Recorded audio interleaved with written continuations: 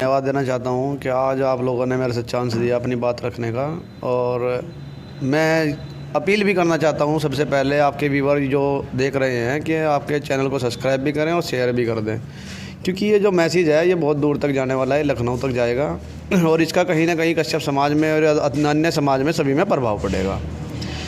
मेरे सबसे पहला जो है, जो मौजूदा सरकार थी भारतीय जनता पार्टी की सरकार, उससे एक ही सवाल है कि जब उन्होंने सरकार सत्ता में नहीं थी उससे पहले जो है योगी आदित्यनाथ जी जो हमारे माननीय मुख्यमंत्री जी हैं, उन्होंने एक वादा किया था कश्यप समाज से कि हम आप लोगों को आरक्षण देंगे, अनुसूचित जाति का दर्जा देंगे। अब उनके जो है 5 साल पूरे हो गए, लेकिन अभी तक ये वादा उन्होंने आज तक पूरा नहीं किया।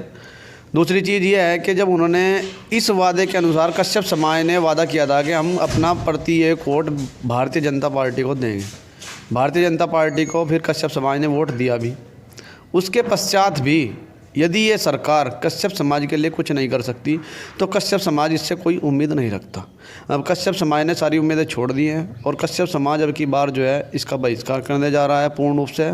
और अब की बार जो वोट है वो कैंडिडेट के हिसाब से, अपना चुनाव जो भी होगा क्षेत्रीय कैंडिडेट के हिसाब से वोट करने जाएगा। सरकार के हित में वोट नहीं करेगा। बीजेपी सरकार का पूर्ण रूप से बहिष्कार करेगा। हमारे अन्य संगठन जो हैं वो पूर्ण रूप से कार्य कर रहे हैं, इसका सरकार के खिलाफ उनका पूर्ण रूप से बहिष्कार है, वोट नहीं करेंगे। कश्यप समाज तो आपका बीजेपी सरकार के साथ भी जा रहा है। देखिए, कुछ चीज़ें होती हैं ऐसी कि यदि एक तरफा वोटिंग होने लगा फिर तो चुनाव लड़ने की ज़रूरत ही नहीं है, फिर तो निर्विरोधी कैंडिडेट जिता दिया जाए। चुनाव होते हैं लेकिन अपना मूड होता है, ठीक है। 20% वोट होता है, 10% वोट होता है जो एक हवा का वोट होता है, लेकिन जो 70% वोट होता है वो शिक्षित होता है, नौजवानों का होता है। वो सक्षम होता है कुछ चीज़ें समझने में कि सरकार में क्या कमियां हैं। जो हमारे बुजुर्ग व्यक्ति हैं उनमें से 10% व्यक्ति ऐसे होते हैं कि चलो यही नहीं पता कि कहाँ पे वोट डाल दिया, कैसे डालना है, कैसे नहीं डालना है। लेकिन आज का युवा जो है बहुत शिक्षित है और एडवांस हो चुका है, वो सारी चीज़ें समझता है। अब वो अफवाहों के दौर में नहीं चलेगा, वो जागरूक हो चुका है। उसे शिक्षा भी चाहिए, चिकित्सा भी चाहिए और रोज़गार भी चाहिए। लेकिन ये लोग जो है बीजेपी सरकार एक ही मुद्दा इनके पास, हिंदू मुस्लिम। अरे हमें लड़ाई थोड़ी लड़नी है, हमें तो अपना काम करना है। काम करेंगे, शिक्षित होंगे तो ऑटोमेटिक लड़ाई बंद हो जाएगी। अब इनका एक ही फंडा रहता है, हिंदू मुस्लिम, इसके अलावा कोई फंडा ही नहीं है इनके पास। शिक्षा की बात नहीं करते हैं, रोजगार की बात नहीं करते हैं, राम मंदिर की बात करेंगे, कृष्ण मंदिर की बात करेंगे। अरे मंदिरों में तो आज ये भगवान जो बसते हैं दिलों में बसते हैं। और सभी पार्टियों के लिए राम सबके लिए बराबर हैं। कोई ऐसा नहीं है कि बीजेपी जो भारतीय जनता पार्टी है इसी के लिए राम स्पेशल है, सबके लिए है। हिंदुस्तान का जो प्राणी उनको पूज्य मानता है सबके लिए इम्पोर्टेंट है राम। तो जैसा आप गंगों से हो, आपकी इस अपील से आप समझते हो कितने लोग, कितनी वोट प्रभावित होंगे कश्यप समाज के? आप एक जाना पहचाना चेहरा है वो कश्यप समाज से, युवा हो आप। देखिए, मेरा क्या है, मैं अपने चेहरे के हिसाब से अपील नहीं करना चाहता। मैं अपने युवाओं से सिर्फ एक ही बात कहना चाहता हूँ। नहीं, मैं समझता हूँ कि आपके साथ भी युवा वर्ग, एक अच्छा खासा युवा वर्ग जुड़ा है जनपद सहारनपुर का। तो मैं इसलिए मेरा सवाल था कि कितना युवा वर्ग आपके साथ आ रहा है?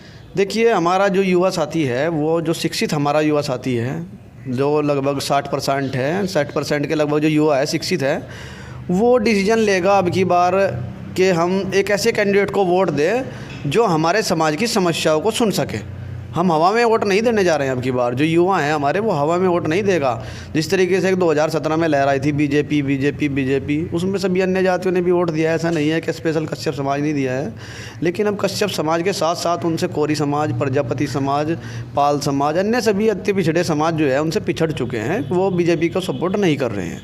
ऐसा नहीं है कि उसमें से 60% अब टूट चुका है। बीजेपी का वोट बैंक वो ख़त्म होने जा रहा है। इस बार बीजेपी का वोट क्या सुरक्षा के नाम पर नहीं हो रहा? देखिए, सुरक्षा, जब हमारे पास रोज़गार ही नहीं है और हमारी जेब में कोई पेमेंट धन नहीं है, हमारे पास कोई साधन नहीं है, तो फिर सुरक्षा की क्या ज़रूरत है? हमें तो करना और खाना है। सुरक्षा तो जैसे है ऐसे ही है, आज भी सुरक्षा ऐसी ही है, कोई बदलाव नहीं है। दूसरी चीज़ क्या है, 100 नंबर थी, अखिलेश यादव ने दी थी। अब बीजेपी सरकार ने अपनी तरफ से यदि कोई स्कीम चलाई हो सुरक्षा के लिए तो मैं मानता भी कि हाँ, बीजेपी सरकार सुरक्षा में अव्वल है। बताइए आप। अच्छा, गंगो विधानसभा से विधायक कौन बनने जा रहा है? देखिए, विधायक बनने जाने में बहुत दूर की बात है, लेकिन जैसे हमें माहौल लगा हुआ है, मुस्लिम और हिंदू मुस्लिम एकता के प्रतीक हैं। अब जो चुनाव जीतने के लिए बस जीत चुके हैं वो हिंदू मुस्लिम एकता के प्रतीक हैं। और मैं सीधा सीधा कहना चाहता हूँ, कश्यप समाज से भी अपील करना चाहता हूँ कि अब की बार जो आप बीजेपी सरकार के कैंडिडेट को वोट ना दें। सीधा सीधा वोट ऐसे कैंडिडेट को दें जो आपके समाज की सुनता भी हो और आपके समाज की समस्याओं का समाधान भी करता हो। आपको सिर्फ एक वोट बैंक के रूप में बीजेपी सरकार ने प्रयोग किया है, अन्यथा आपका कोई सम्मान नहीं है बीजेपी सरकार में। और इस मेरी जो बातें हैं, मैं खासकर अपने युवा साथियों से कहना चाहता हूँ कि इस बात को ध्यान रखें कि आपको सम्मान कहाँ मिलता है।